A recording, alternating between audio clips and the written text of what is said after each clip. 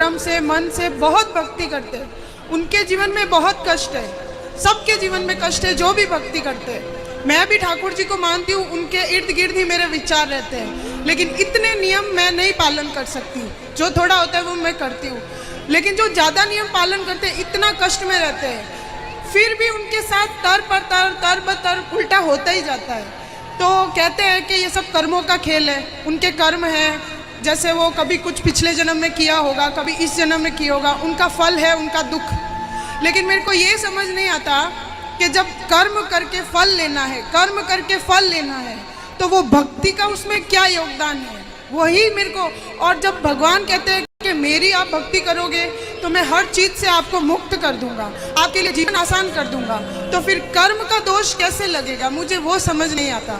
वाह, सुंदर प्रश्न है, इसलिए ताली बजाओ। सब बैठो आप लोग, अच्छे प्रश्न पूछने चाहिए ऐसे जिन्होंने पूछा। सब बैठो, पहले अगल बगल की बहनें सब बैठाओ। सुनो, इन्होंने पूछा है कि जब कर्म का ही फल भोगना है तो फिर भक्ति करने की क्या जरूरत है। सिंपल ये है, क्यों? सही है। अर्जुन भक्त थे कि नहीं?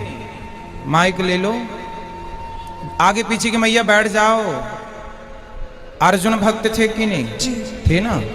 लेकिन अर्जुन को भी 12 वर्ष का वनवास जाना पड़ा। 12 साल तक जंगल में रहना कोई सरल काम तो नहीं है।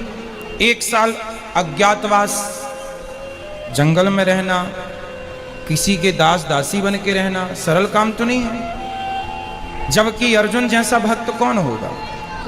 फिर भी उन्हें कष्ट उठाना पड़ा। भगवान राम तो स्वयं भगवान थे, 14 साल का कष्ट। माता सीता तो साक्षात लक्ष्मी थी, फिर भी दर दर